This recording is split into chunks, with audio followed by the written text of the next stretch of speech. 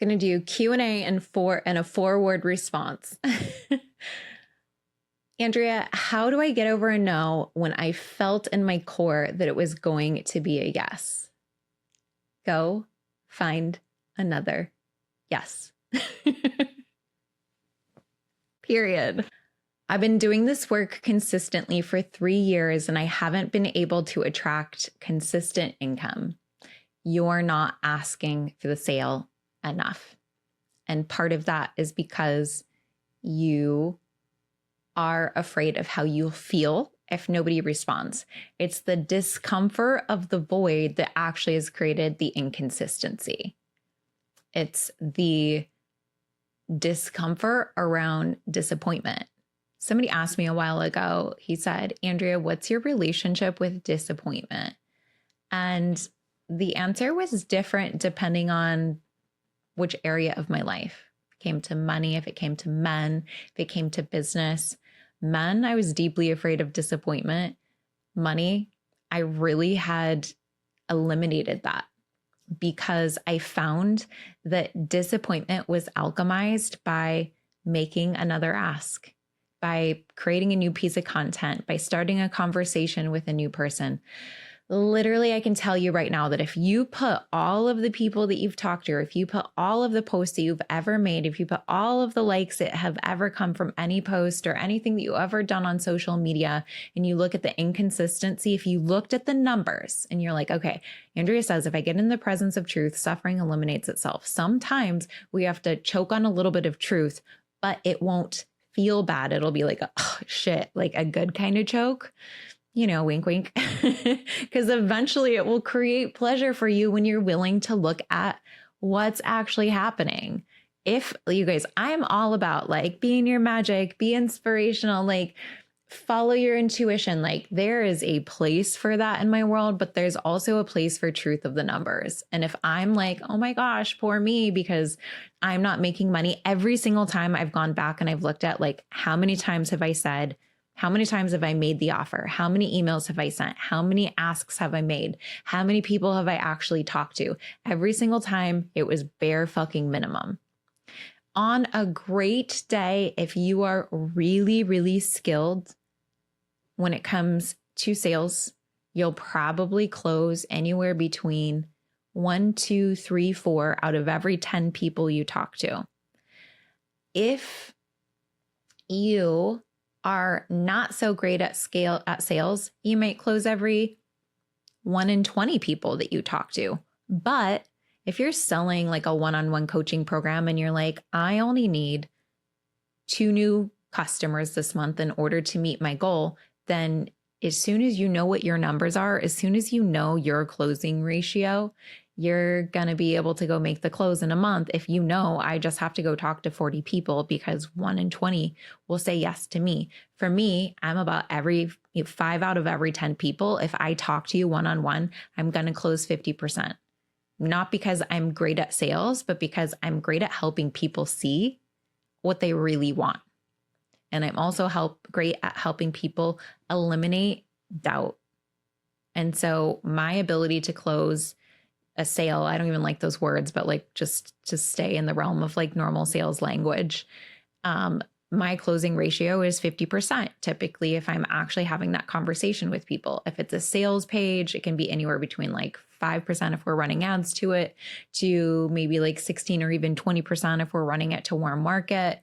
But now I know, like, if I want a certain number of sales, if I want to make a certain amount of money, I've got to get that sales page in front of X number of people. My only job is to get the sales page in front of X number of people, or my only job is to have one-on-one conversations. My only job might be to go, this isn't for me, but this might be for you, depending on your personality.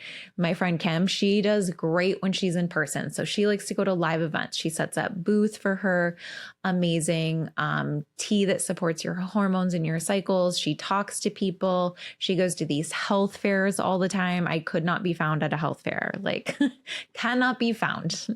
I'm not going to grow my business that way. It doesn't bring me joy. right? But like what brings me joy is like getting curious about how I can tweak a sales page a little bit more, how I can get it in front of more people, how I could get in front of somebody else's audience. Maybe I need to ask to get on other people's podcasts, but I'm going to start getting curious. I'm not going to be like, you know what? It's not been consistent. I'm going to say, if I were to look at the numbers, what is consistent? Where is the consistency? The consistency is, okay, I did get a yes, but then I slowly didn't ask for more over the next 2 months. So I didn't get another one for 90 days or whatever is true.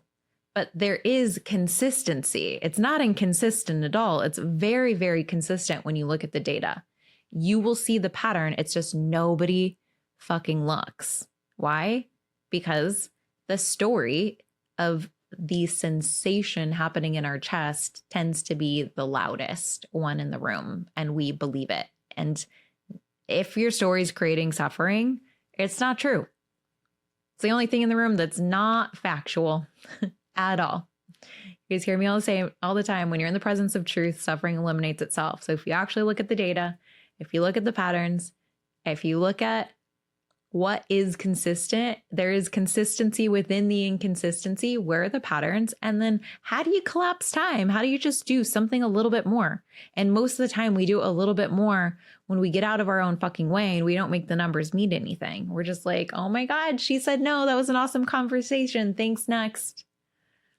Period. So it's not actually inconsistent at all. What is next? Somebody asked, why will I not get started?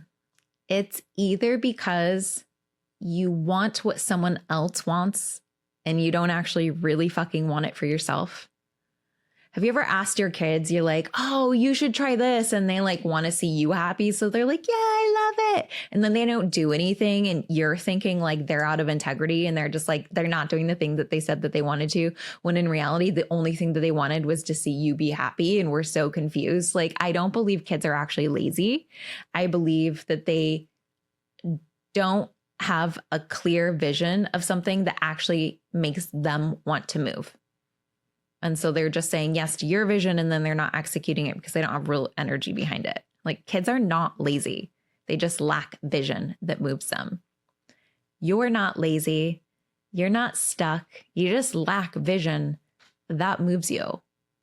I said in a previous episode, I said, if the earth were to split and your kid was on the other side, you wouldn't know how, but you would find a way.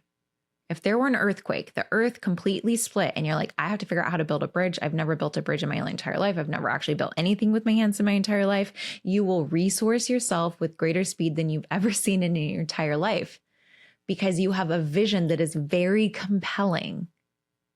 So either your vision isn't compelling for you, or the next question is you don't believe you're worthy, you don't believe you're capable, or you're afraid to lose love. So all we have to do is look at either what we're afraid of. And even if we are afraid, even if we are like, you know what, I'm afraid that like this person will get mad at me if I have it. I'm afraid that I'm not capable. If we dial in the vision and make it more compelling, we will move anyway. I'm queen of all the subconscious work. And I'm like, let's get in there. Let's do the subconscious reprogramming. We can do all of that. And it can be very useful. But if you want to bypass all of it and you want something that works fast, it's create a vision that is significantly more compelling to where the urgency is the only thing that matters. You've got to dial in what is going to make you hungry, and then you will move. I know that because if you look at science now says that a neuroscientist can see and predict the decision that we'll make 11 seconds before we're aware of the decision, which means that it's happening subconsciously before we've even chosen. And what happens when a decision is made? Energy is flooded into the body and then we're in motion. So if you have to pee, you're not even thinking about it, right? Your body's made the decision. It's time to go eliminate. All of a sudden you find yourself walking to the bathroom. Most of the time there wasn't actually a choice that was being made at a conscious level. You just find yourself there and then you use the bathroom, right? So that's what's happening, right? Like the body creates an urge, sends it to the body, your body's in motion. If you want to be able to hack this and create that for yourself, just create a more compelling vision. But it's got to be something that really fucking matters to you. 9 times out of 10, the reason people aren't moving is because their vision is just not compelling enough for their heart. It's got to be more specific for you.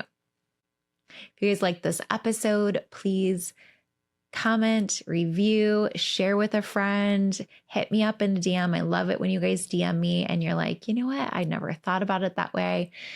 Or if you have a request, please hit the link below. You guys can actually leave a voicemail, put in a request for a future episode, and we may air it for you too. I love you and thank you for tuning in to the More Alive podcast. We'll see you on the next episode.